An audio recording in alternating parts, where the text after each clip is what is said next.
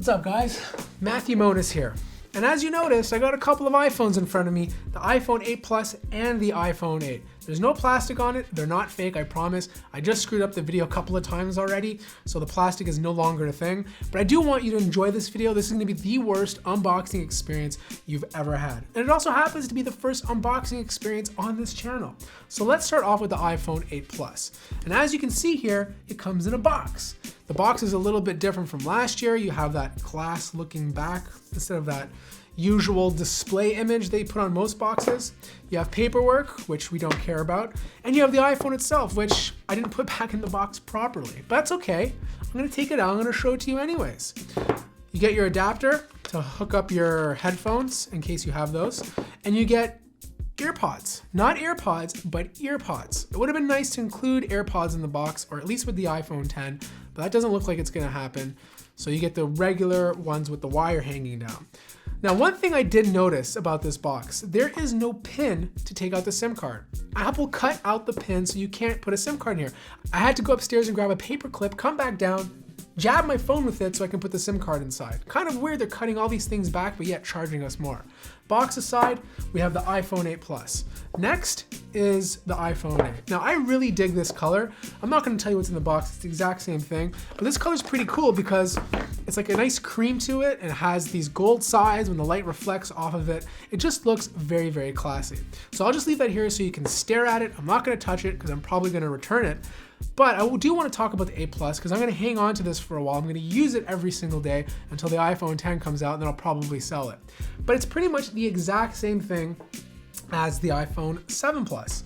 The only big difference is that the back looks a little bit different. So essentially, you have aluminum on the old one, and on this one, you have a glass back that allows you to wirelessly charge your device. So Apple people have been waiting this for a very long time. It's been on Android for years, so finally it is here.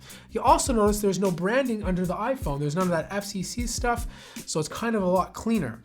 I also noticed a couple of other things. I could be crazy, I could be absolutely wrong, but the logo on the iPhone 7 Plus looks a little bit smaller than the iPhone 8 Plus. I'd have to measure it, and my eyes just could be going. I am getting older, but I actually think this one is a little bit bigger. I'm gonna measure it later, I'm gonna post it on Twitter. Again, I could be wrong.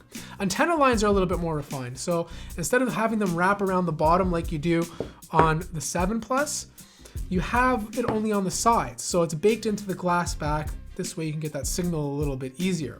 The cameras are the same. They're both 12 megapixel sensors, but they have been improved. They've opened them up a little bit so you get much better photos, which I'll test in my upcoming videos. And the second sensor is still a zoom lens, so you can zoom in up to 2 times to get closer to the subject. They have improved that as well. This one is not optically stabilized. If you want the optically stabilized second lens, you're gonna have to wait for the iPhone 10.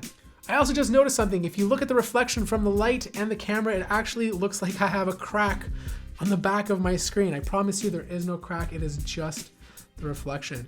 I do think you're gonna get a lot more fingerprints with the glass back just because it is a lot more noticeable. And if you do drop this phone, you are more likely to break it. Now, I've already took the liberty to set up the phone because I just didn't feel like sitting here and wasting time going through all the mundane tasks.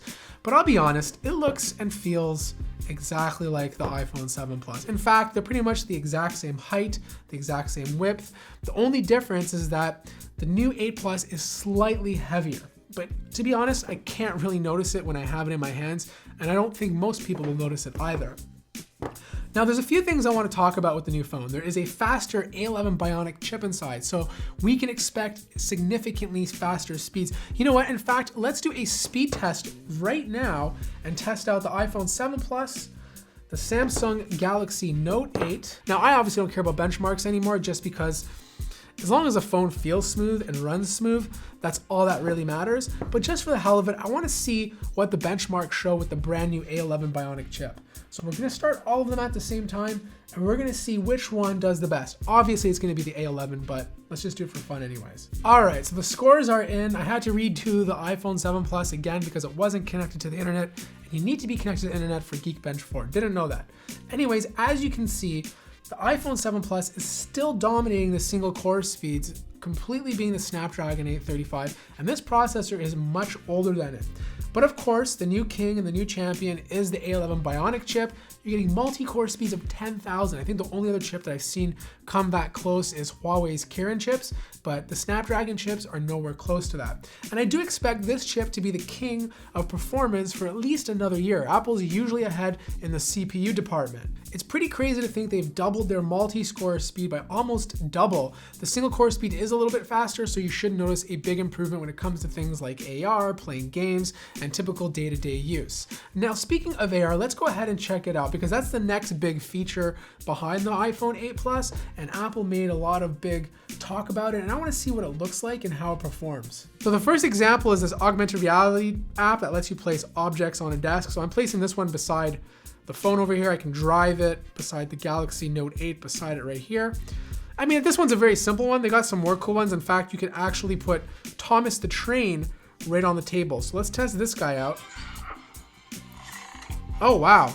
I have to admit, the speakers on the new iPhone 8 Plus sound much nicer than the ones on the 7 Plus. They sound a lot more richer, a lot more fuller. That 25% difference definitely makes a difference. So this will give you a little taste of what AR looks like. You can basically place an object on your desk. You can interact with it. Right now I got Thomas the Train going around the desk. He just passed my iPhone and he's going around the corner of the Galaxy Note 8. Now, obviously this is a very bad example just because of the camera layout, but I promise to go more in depth with AR in my full review. I mean, besides that, there's not much else to talk about. I mean, it's pretty much the exact same iPhone that you would get from last year with beefed up internals and a few new features. If you want Face ID, if you want the slightly better second zoom lens, then you're gonna have to wait for the iPhone 10. But for those of you out there who are coming from, let's say, the iPhone 5, the 5S, and you don't mind having a design that's already been out for 4 years, then yeah, the iPhone 8 Plus is a good upgrade. But then again, if you're upgrading to the 8 Plus, you might say to yourself, you know what, the iPhone 10 only costs this much more. Maybe I'll just go with the new design because most likely Apple's gonna stick with that for the next 2 to 3 years. This is especially important for people who keep their phones for at least 3 years. You probably want a newer design than something like this one. Now, I do wanna show one more thing before I wrap this up. I do wanna show the difference between True Tone displays. So I'm gonna jump into settings and I'm gonna see if they give you the example of what the difference is between True Tone and not True Tone. So I have the regular iPhone 7 Plus right here.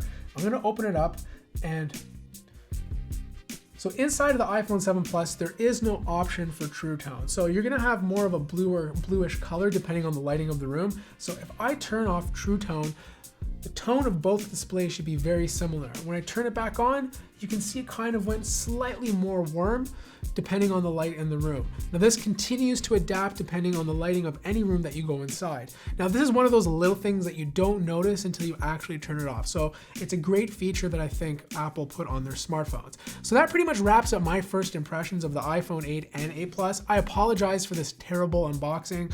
First time on the channel, I promise the review will be much better, so make sure you hit the subscribe button for that. With that being said, if you liked the video, feel free to smash the like button and I'll make sure to see everybody in the next video.